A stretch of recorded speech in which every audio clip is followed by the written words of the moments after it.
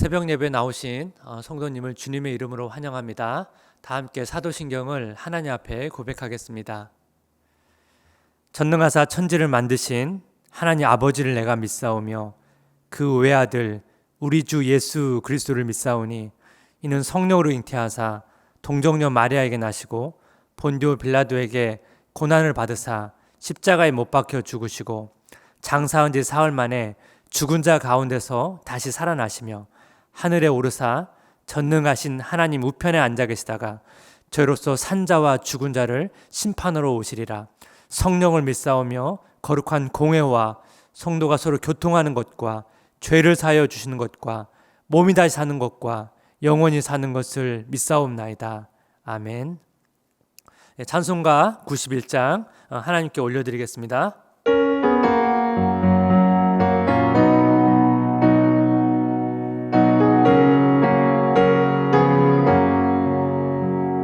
슬픈 마음 있는 사람 예수 이름 믿으면 영원토록 변함없는 기쁜 마음 얻으리. 예수의 이름은 세상의 소망이요 예수의 이름은 전국의 기쁨일세. 거룩하신 주의 이름 너의 방패 삼으라. 환난 시험 당할 때에 주께 기도드려라. 예수의 이름은 세상의 소망이요 예수의 이름은 전국의 기쁨일세. 존귀하신 주의 이름 우리 기쁨 되도다. 주의 품에 안길 때에 기뻐 찬송 부르리. 예수의 세상의 소망이요 예수의 이름은 전국의 기쁨일세. 우리 갈 길 나간 후에 보좌 앞에 나가 왕의 왕께 경배하며 멸류관을 드리리. 예수의 이름은 세상의 소망이요 예수의 이름은 전국의 기쁨일세. 오늘 함께 나눌 말씀은 출애굽기 38장 21절에서 31절까지입니다.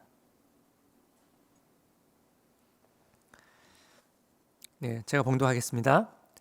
성막 곧 증거막을 위하여 레위 사람이 쓴 재료의 물목은 제사장 아론의 아들 이다말이 모세의 명령대로 계산하였으며 유다 지파 훌의 손자요 우리의 아들인 부살렐은 여호와께서 모세에게 명령하신 모든 것을 만들었고 단지파 아히사막의 아들 오홀리압이 그와 함께 하였으니 오홀리압은 재능이 있어서 조각하며 또 청색, 자색, 홍색 실과 가는 배실로 수놓은 자더라. 성소 건축 비용으로 들인 금은 성소의 세겔로 29달란트와 730세겔이며 개수된 회중이 들인 은은 성소의 세겔로 100달란트와 1775세겔이니 개수된 자가 20세 이상으로 60만 3550명인즉 성소의 세겔로 각 사람에게 은 한 배가 곧 반 세겔씩이라. 은 100달란트로 성소의 받침과 휘장문의 기둥 받침을 모두 100개를 부어 만들었으니 각 받침마다 한 달란트씩 모두 100달란트요 1775세겔로 기둥 갈고리를 만들고 기둥 머리를 싸고 기둥 가름대를 만들었으며 드린 놋은 70달란트와 2400세겔이라. 이것으로 회막문 기둥 받침과 놋 제단과 놋 그물과 제단의 모든 기구를 만들었으며 뜰 주의 기둥 받침과 그 휘장문의 기둥 받침이며 성막의 모든 말뚝과 뜰 주의 모든 말뚝을 만들었더라. 아멘. 오늘 본문의 그 배경을 정리해 보면 이스라엘 백성은 출애굽부터 광야를 지나 시내산에 오기까지 놀라우신 하나님의 구원을 경험했습니다. 그리고 시내산에서 하나님과 언약을 맺었습니다. 하나님께서는 이스라엘 백성들과 만날 목적으로 예배 즉 제사를 위해서 성막을 건축하게 하셨습니다. 이스라엘 백성들은 자원하는 마음으로 순종하며 이 성막 제작에 참여를 했습니다. 본문의 내용을 이렇게 살펴보면 21절에서 23절까지는 성막 제작에 참여했던 담당자 3명을 언급하고 있습니다.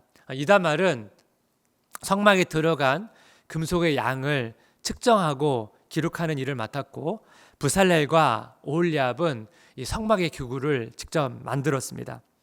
24절부터 31절까지는 성막에 사용된 금속의 양과 이 금속이 성막 어디에 사용됐는지를 기록해 놓았습니다. 이 성막 제작에 사용된 금속은 금과 은과 놋입니다. 이 사용된 금, 은, 놋의 그 양을 성경은 자세히 기록하고 있습니다.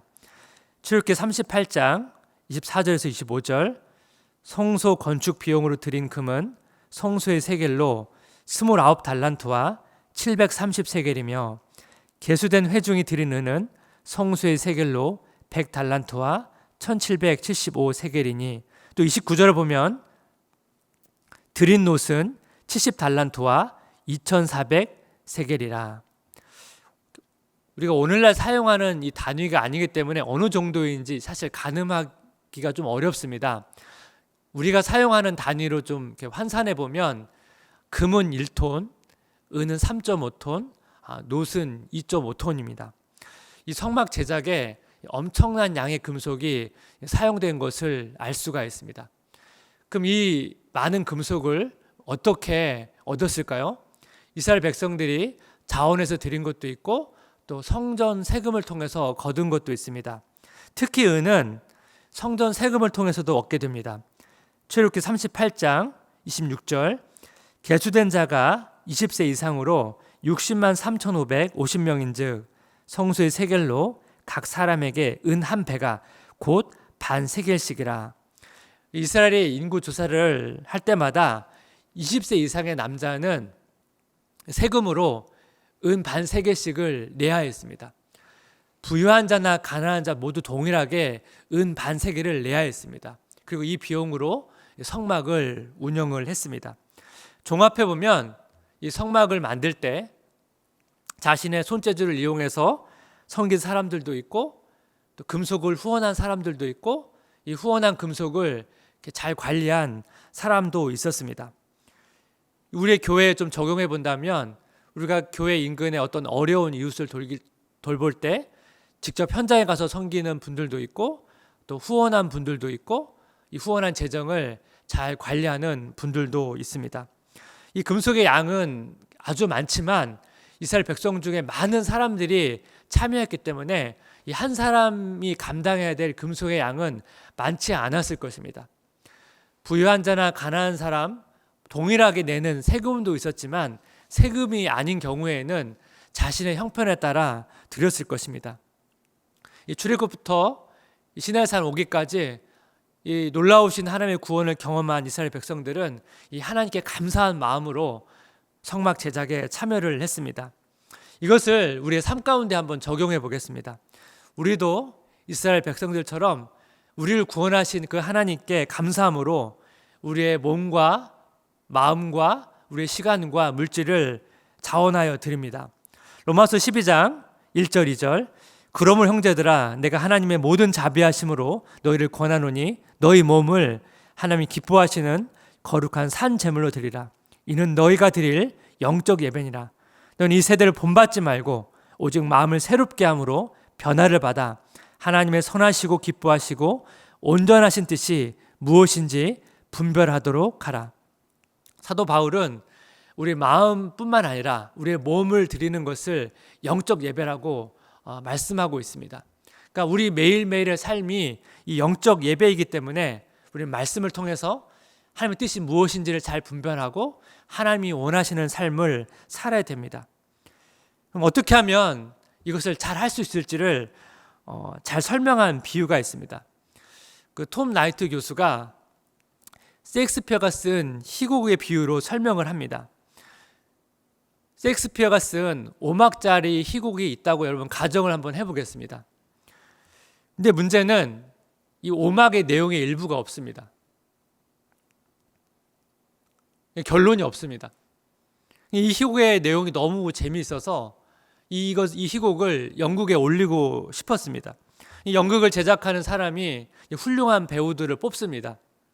배우들은 이 쓰여진 희곡과 이 희곡이 쓰여진 배경들을 잘 연구하면서 이걸 잘 소화해냅니다. 그리고 배우들은 이 대본이 없는 5막의 마지막 부분을 자유 연기를 하는 것입니다. 톰 나이트 교수는 이 희곡의 비유를 성경에 접목했습니다. 성경은 5막짜리의 스토리입니다. 1막은 창조, 2막은 타락, 3막은 이스라엘, 4막은 예수 그리스도, 5막은 교회 시대입니다. 5막은 아직 완성이 되지 않았습니다. 사도행전 이후에 오늘까지 계속되고 있습니다. 그렇다면 그리스도인들은 이 5막의 마지막 부분, 사도행전 이후를 자유 연기를 하는 배우로 비유할 수가 있습니다. 그렇다면 그리스도인들이 이 자유 연기를 잘 하기 위해서는 어떤 준비를 해야 합니까? 그리스도인들은 이미 쓰여진 이 성경의 대본을 충분히 숙지하고 이 성경의 내용에 흠뻑 젖어야 됩니다. 하나님께서는 우리에게 오전에 이것을 하고 오후에 이것을 하고 저녁에 이것을 하라고 우리에게 말씀하지 않습니다. 마치 이 희곡의 비유처럼 마지막 대본이 없습니다. 그래서 우리는 오늘 묵상한 본문의 말씀과 내가 알고 있는 성경의 전체적인 내용을 종합해서 어떻게 사는 것이 하나님의 뜻이고 하나님을 기쁘시게 하는 삶인지를 잘 분별하고 선택해서 살아야 됩니다. 그 배우들이 그 영화나 드라마를 찍을 때 시나리오를 가지고 이제 준비를 합니다. 영화나 드라마를 찍은 후기를 보게 되면 이 배우들이 이 시나리오에 없는 대사나 행동을 할 때가 있습니다. 어떻게 이것이 가능합니까? 배우가 시나리오에 나와 있는 배역과 완전히 하나가 되어서 오히려 그 시나리오보다 더 배역에 충실한 연기를 한 것입니다. 여러분, 만약에 우리가 오늘 하루 동안 묵상한 말씀도 없고 성경에 대한 이해가 없이 오늘 하루를 보낸다면 하루 동안 우리의 삶은 성경과 전혀 상관없는 삶이 될 수도 있습니다. 마치 우리가 연극을 좀 구경하고 있는데 그 연극에 참여했던 배우가 갑자기 다쳐서 만약 여러분에게 그 배우 역할을 해달라고 여러분에게 부탁을 한다고 생각해 보십시오. 여러분 얼마나 당황스럽습니까? 마치 우리가 우리의 삶이 연극을 구경하다가 마치 그 연극에 투입된 배우처럼 그런 삶이 된다면 우리 삶이 얼마나 당황스럽고 어떻게 해야 되지? 그렇게 될 수가 있다는 것이죠. 이 시간 우리가 새벽 예배를 마치고 큐티의 묵상이 끝난 다음에 오늘 남은 하루를 우리가 살아야 됩니다. 성도님은 자유 연기를 할 준비가 되셨습니까? 하나님께서 기뻐하시는 이 창의적인 삶을 살 준비가 되셨습니까? 또 그것을 위해서 이 성경의 대본을 어떻게 보면 오늘 하루 묵상할 본문의 내용을 잘 숙지하셨습니까? 제가 성도님들 신방을 하다 보면 이렇게 좀 피곤하고 지쳐있는 성도님들을 이렇게 많이 뵙게 됩니다. 예배나 또 말씀을 묵상할 수 있는 이런 환경들이 또 시간들이 쉽지가 않아 보입니다. 저도 신앙생활 시작하면 지금까지 많은 영적인 도전과 어려움들이 참 많이 있었습니다. 저는 믿지 않는 부모님 밑에서 신앙생활을 시작했기 때문에 신앙생활 초기에는 교회 가는 것을 허락을 받고 교회를 갈 수가 없었습니다. 그래서 교회를 몰래 다녀야 됐습니다. 그리고 성경책을 집에 둘 수가 없었습니다. 부모님 보시면 이제 가져가시니까요. 그래서 제가 성경책을 그 마당에 있는 그 창고가 있었는데 그 창고에 숨겨놨습니다. 그리고 예배 갈 때 그 빼서 가져가기도 하고, 또 성경을 읽고 싶을 때 창고에서 빼서 그 창고 옆에 있는 그 수세식 화장실 말고 옛날에 그 냄새나는 재래식 화장실이 있었거든요. 거기에 가서 이제 성경을 읽었습니다. 여름에는 막 냄새가 너무 많이 나고요. 막 파리가 날아다니고, 겨울에는 파리는 없지만 너무 춥고요. 제가 나중에 직장 생활을 할 때는 신앙생활 자유롭게 할 수 있었습니다. 그때는 제가 신앙생활을 자유롭게 할 수 있었는데 직장을 하다 보니까 너무 일이 많은 거예요. 야근도 많고. 그래서 집에 돌아오면 사실 많이 피곤했습니다. 집에서 성경을 읽다가 여러 번 막 꾸벅꾸벅 졸면서 그렇게 성경을 읽었던 적이 많이 있었습니다. 우리에게 시간이 많이 주어지면 그럼 우리는 또 이렇게 말씀을 집중해서 읽을 수 있는가? 또 그렇지 않는 것 같습니다. 우리에게 시간이 많이 주어진다 할지라도 우리가 또 말씀을 묵상하고 또 말씀을 읽는 것은 또 다른 문제입니다. 우리는 늘 무엇인가 분주하게 시간을 보내고 있습니다. 우리의 상황이 다 다르기 때문에 자신의 삶의 상황 속에서 어떻게 하면 우리가 이 성경의 말씀들을 잘 숙지하고 어떻게 하면 이 말씀대로 살아갈지를 고민해야 합니다. 그리고 말씀에 대한 목마름과 은혜를 달라고 기도를 해야 됩니다. 우리는 말씀 묵상을 통해 받은 은혜를 한순간에 날려보내기도 하고요. 하루 종일 정말 하나님을 잊은 채 정신없이 하루를 보내기도 합니다. 그런데 여러분, 그런 날만 있는 것은 아니죠. 출퇴근을 하다가 그 말씀 때문에 가슴이 뜨거워지기도 하고요. 방에서 하나님을 묵상하다가 펑펑 울기도 하고, 말씀을 묵상할 때는 그냥 특별한 은혜를 받지 못했지만 말씀을 순종할 때 하나님의 은혜를 누리기도 합니다. 우리는 이렇게 삶에서 여러 가지 일들과 또 하나님의 일들이 뒤섞이면서 하나님의 사람으로, 말씀의 사람으로 빚어져 가는 것입니다.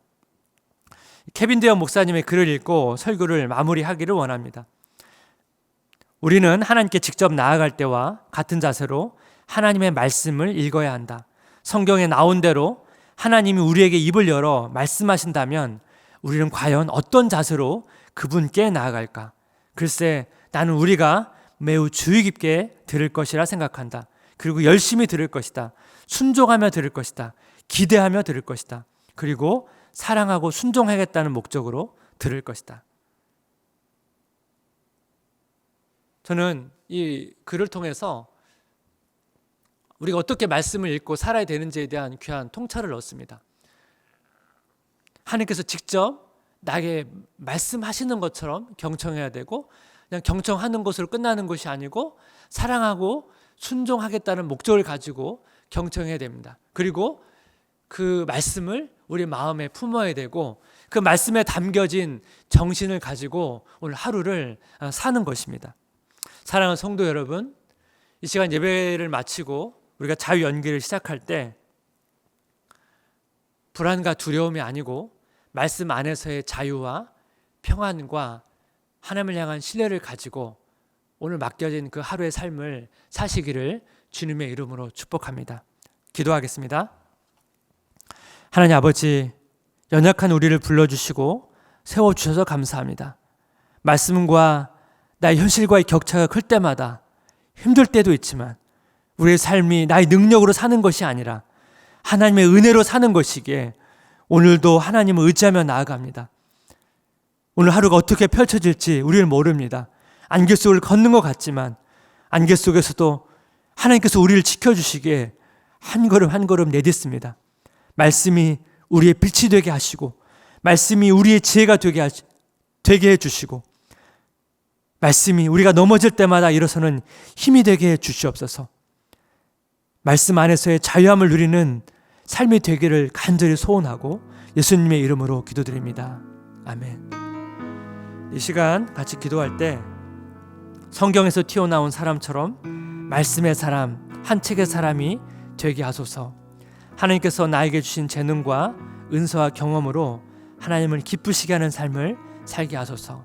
그리고 우리 가평 우리마을과 드리세타 환원과 일만성도 파송운동 이런 또 교회를 위해서 같이 기도하고 개인 기도로 나가겠습니다. 같이 기도하겠습니다. 하나님 아버지, 이 시간 간절히 기도하며 나아갑니다.